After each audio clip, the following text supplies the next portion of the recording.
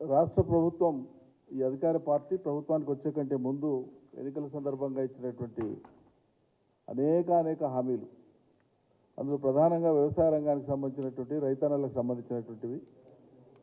వరి కోతలు అవుతూ ఉంటే బోనస్ 500 క్వింటాల్కి ఇచ్చి మేము కొంటామని చెప్పి ఆనాడు మాట ఇచ్చిన సంగతి ప్రజలందరికీ తెలుసు. బోనస్ సంగతి దేవుడు ఎరుగు, కొన్న ఓట్లకే పైసలు దిక్కులేవు. ఇవ్వాలి ప్రభుత్వం సేకరించినటువంటి వరి ధాన్యం రైతుల నుంచి సేకరించినటువంటి దాంట్లో ఇంకా ఇవ్వకుండా చెల్లింపులు చేయకుండా రైతాంగానికి ఉన్నటువంటి డబ్బులు 1000 కోట్లు ఉన్నాయి. 1000 కోట్ల రూపాయలు ఇంకా రైతాంగానికి రాష్ట్ర ప్రభుత్వం చెల్లించవలసి ఉంది. ధాన్యం సేకరించినాయి. మేము ప్రభుత్వంలో ఉన్ననాడు ఎప్పుడు ధాన్యం సేకరించినా 3 నుంచి 6 వర్కింగ్ డేస్ లోపల, మ్యాక్సిమం 1 వీక్ లోపల రైతాంగానికి ఆన్లైన్లో డబ్బులు వేసేది. ఒక్క సీజన్లో కూడా రైతులకు ఇబ్బంది కాకుండా కొనుగోళ్లను సుమారు 7,000 పైచీలకు కొనుగోలు కేంద్రాల ద్వారా అద్భుతంగా కొనుగోళ్లు నిర్వహించి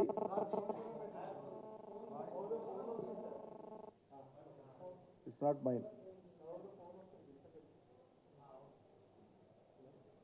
అద్భుతంగా నిర్వహించి సకాలంలో పేమెంట్స్ చేసినాం. రైతాంగానికి బాసటగా ఉన్నాం. ఇలా 1000 కోట్ల రూపాయలు ఇవ్వకుండా తాత్సారం ఎందుకు చేస్తుంది సర్కారు? అందుకే మేము డిమాండ్ చేస్తూ ఉన్నాం. బీఆర్ఎస్ పార్టీగా రైతాంగం తరఫున తక్షణమే రైతులకు ఇవ్వవలసినటువంటి వరి కొనుగోలు చేసినటువంటి వానాకాలం వరి కొనుగోలు చేసినటువంటి ధాన్యపు డబ్బులు 1000 కోట్లు చెల్లించవలసి ఉంది. ఇవి బోనస్తో కలిపి ఇవ్వాలని చెప్పి డిమాండ్ చేస్తూ ఉన్నాం. సరే, అంతకుముందు మీరు ఖరీదు చేసిన వాటికి అప్పటికే ఖరీదు చేసినారు, అప్పటికే రైతులు అమ్ముకున్నంటే కొద్దిసేపటికి అర్థం చేసుకోవచ్చు. కానీ ఇప్పుడు పెండింగ్ ఏవైతే పేమెంట్స్ ఉన్నాయో ఖచ్చితంగా వాటికి బోనస్ కలిపియాలని చెప్పి మేము డిమాండ్ చేస్తూ ఉన్నాం. రైతు బంధుకు సంబంధించి చాలా నాన్ సీరియస్గా, ఓ రకంగా చెప్పాలంటే పరిహాసపు మాటలు మాట్లాడుతున్నట్లు కనిపిస్తూ ఉంది. ఎవరు ఏం మాట్లాడుతున్నారో ప్రభుత్వ పెద్దలు, ఎవరి మాటల్ని ఎట్లా అర్థం చేసుకోవాలనో రైతాంగం గందరగోళానికి గురవుతూ ఉంది. 27వ తేదీన, గత నెల 27వ తేదీన సాక్షాత్తు ముఖ్యమంత్రి గారు ఏమంటారంటే, ఇదివరకే వేసినాం కదా రైతు బంధు రైతులకు అని మాట్లాడతారు. అంటే రాష్ట్రంలోని ప్రజలు రైతులంతా తిక్కోళ్ళు అన్నట్టు. ఇదివరకే వేసినాం కదా రైతు బంధు అయిపోయింది కదా వేసినాం కదా అని మాట్లాడతారు దబాయించి. ఇది ఎక్కడే న్యాయం అండి? రైతులకు డబ్బులు వేయకుండా వేసినామని ఎవరు మాట్లాడతారా? ఆ తర్వాత మొన్న 9వ తారీఖు నాడు సాక్షాత్ ఉప ముఖ్యమంత్రి గారు భట్టి గారు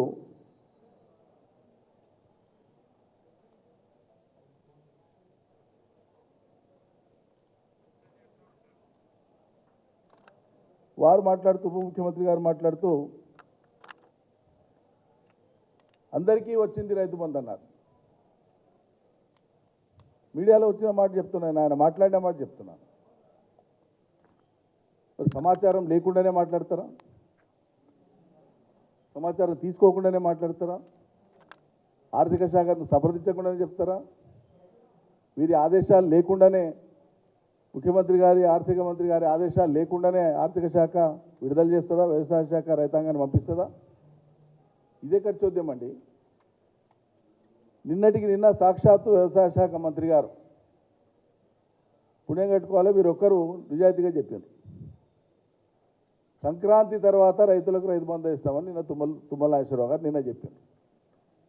మరి ఎవరి మాట సత్యం అన్నట్లు? ఇప్పటిదాకా వేయలేదు కాబట్టి, 1 ఎకరా లోపు ఉండేటువంటి రైతులకు మాత్రమే వేసిండ్రు కాబట్టి, మిగతావన్నీ వేయలేదు కాబట్టి, ఇవాళ తుమ్మల గారు చెప్పింది ఒకటే వాస్తవమైన మాట. ఈ రోజుకి ఈ అంశంలో ఇంత బాధ్యత రైతాంగం ఎట్లా చెప్తారు? మరి రాష్ట్ర రైతులు డబ్బులు పడ్డాక కూడా పడలేదంటారు ఎవరన్నా? డబ్బులు వేసే ఆధారం ఉండదా? ఆన్లైన్ కాదా వేసేది? బ్యాంకుల ద్వారానే అకౌంట్లకే కదా వేసేది. ఇంత పచ్చిగా ప్రజల్ని వంచిస్తారా? వేయకుండానే వేసినామని చెప్తారా? రుణమాఫీ ఎదల్చించుకొని చెప్తే ఇప్పుడు పోయి తెచ్చుకోండి బ్యాంకులో అర్జెంటుగా 2 లక్షల రూపాయలు నేను రాగానే 9వ తారీఖు నాడు మాఫీ చేస్తా అని చెప్తే ఒక్క బ్యాంకు పైసలు ఇస్తలేదు 2 లక్షల రూపాయలు ఏ రైతు పోయినా కూడా. అటు బ్యాంకులలో రాక మీ మాట నమ్ముకొని మళ్ళీ రైతాంగం వడ్డీ వ్యాపారులతోనికి బాట కట్టాల్సిన దుస్థితి ఏర్పడతా ఉంది. ఇది ఎందుకు ఈ రకంగా ఉద్దేశపూర్వకంగా పక్కదారి పట్టేయాలి రైతుల్ని? ఎందుకు ఆశలు కల్పించాలి? ఎందుకు వాళ్ళకు భ్రమలు కల్పించాలి? ఆనాడే చెప్పినాం మేము, స్వార్థమైన రాజకీయం కోసము ఆచరణ సాధ్యం కానటువంటి హామీలు ఇవ్వడం ద్వారా ప్రజల్ని భవిష్యత్తులో మీరు వంచిస్తారు, ఇది సాధ్యం కాదు అని చెప్పినాం. ముమ్మాటికి అవుతుందని చెప్పినారు.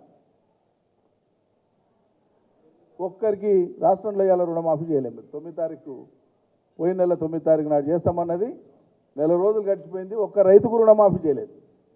ఒక్కటంటే ఒక్క రైతుకు చేస్తే రాష్ట్రంలో ఏదైనా రైతుకు రుణమాఫీ 2 లక్షలు చేసినట్లుంటే ఆధారం చూపమనండి రేపే. అదేవిధంగా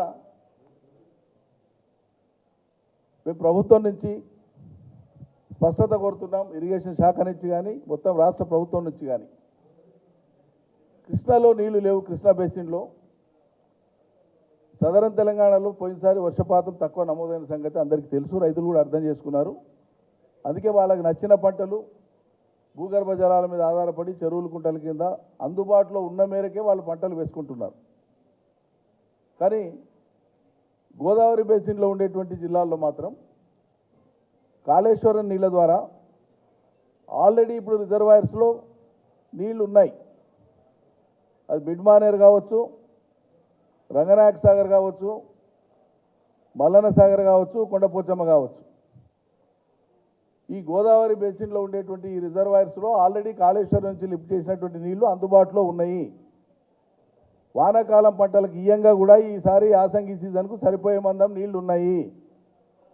రాష్ట్ర ప్రభుత్వం ఈ యాసంగికి గోదావరి బేసిన్లో ఉండేటువంటి ఆయా జిల్లాల రైతాంగానికి సాగునీళ్ళు ఇస్తుందా ఇవ్వదా స్పష్టం చేయాలి. రైతుల్ని గందరగోళ పరచొద్దు. రైతులు ఇదివరకే నార్లు పోసుకొని ఉన్నారు, నీళ్లు ఉన్నాయి కదా అని. కాబట్టి తక్షణమే స్పష్టత ఇవ్వాలి రాష్ట్ర ప్రభుత్వం. నీళ్లు లేవని కాదు, నీళ్లు ఉన్నాయి, రిజర్వాయర్లలో ఇప్పుడు ఉన్నాయి. ఇదేం దాచిపెట్టే అంశం కాదు కదా. లేని నీళ్ళని మేము ఉన్నాయని చెప్పలేం కదా. ఏ మందం ఉన్నాయో ఒక్కో రిజర్వాయర్లో ఇంపౌండింగ్ కెపాసిటీ ఎంత, ఇప్పుడు స్టోరేజ్ ఎంత ఉందని తెలుస్తుంది కదా. ఆడ పోతే ఫిజికల్గా పోతే ఎవరైనా డిస్ప్యూట్ చేయదలుచుకుంటే. కాబట్టి గోదావరి జలాలను ఈ యాసంగికి ఇచ్చేటువంటి విషయంలో రాష్ట్ర ప్రభుత్వం తక్షణమే రైతాంగానికి స్పష్టతనివ్వాలి. అదేవిధంగా మేము ముందుగానే హెచ్చరిస్తున్నాము, రేపు యాసంగి పంట వచ్చే నాటికి ఒక్కవరే కాదు అన్ని పంటలు వచ్చే నాటికి అన్ని పంటల విషయంలో కూడా వీళ్ళు ఇంటర్వెన్షన్ గురించి ప్రస్తావించిన వాళ్ళ హామీలలో. కాబట్టి రేపు యాసంగి పంట హార్వెస్ట్ అయ్యి వచ్చే నాటికి పార్లమెంట్ ఎన్నికలకు సంబంధించినటువంటి కోడ్ ఉంటుంది అనేటువంటిది మళ్ళా తప్పించుకోజాలరు. మీరు తప్పించుకునే ప్రయత్నాలు చేయకుండా ముందస్తుగానే యాసంగికి ఇచ్చేటువంటి సన్నద్ధతను ఇది ఇప్పుడే ప్రకటించండి. వాళ్ళకి టైంకు మేము అనుకుంటాం కానీ కోడ్ వచ్చింది కదా అనే మాట మళ్ళా తీసుకురావద్దు. కాబట్టి యాసంగి పంటలు వచ్చే నాటికి రేపు ఉత్పన్నమైనటువంటి పరిస్థితి దృష్టిలో పెట్టుకొని మీరు ఇదివరకు ఎన్నికల హామీ ఇచ్చినటువంటి విధంగా రైతాంగానికి యాసంగి పంటలకు అన్వయించాల్సినటువంటి బెనిఫిట్ మీరు తప్పకుండా అమలు చేయడానికే సన్నద్ధం కావాలని మేము ముందస్తుగానే హెచ్చరిస్తున్నాము. ముందస్తుగానే ప్రభుత్వాన్ని అప్రమత్తం చేస్తున్నాము. దీంతోపాటు ఇలా భారతదేశంలో వరంగల్ ఎన్మాముల ఖమ్మం మిర్చి ఈ 2 యార్డ్స్ కూడా భారతదేశంలో చాలా ఫేమస్. ప్రపంచవ్యాప్తంగా కూడా మన మిర్చి అత్యద్భుతమైన డిమాండ్ ఉంది, క్వాలిటీ ఉంది, నాణ్యత ప్రమాణాల దృష్ట్యా.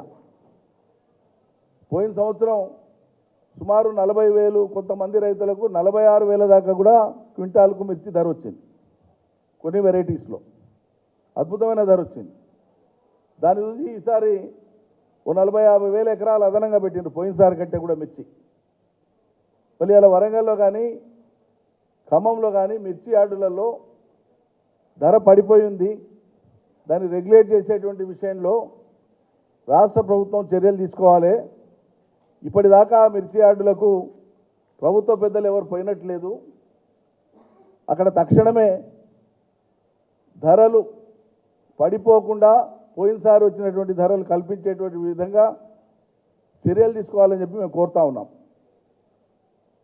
నేను గతంలో కేసీఆర్ ప్రభుత్వంలో వ్యవసాయ మంత్రిగా మార్కెటింగ్ మంత్రిగా ఉన్న సమయంలోనే ముందస్తుగానే కాటన్ విషయంలో కానీ, మిర్చి విషయంలో కానీ, మక్కల విషయంలో కానీ, ప్రతి పంట విషయంలో ముందస్తు ప్రణాళికతో వ్యవహరించి రైతాంగానికి ఎక్కడ ఇబ్బంది కాకుండా రైతులు కోరే కంటే ముందే గవర్నమెంట్ ఇంటర్ఫేర్ అయ్యేది. మార్కెట్లో ధర తక్కువ పోతుందంటే ఇమీడియట్గా ఇంటర్ఫేర్ అయ్యి మక్కలు కొన్నాం.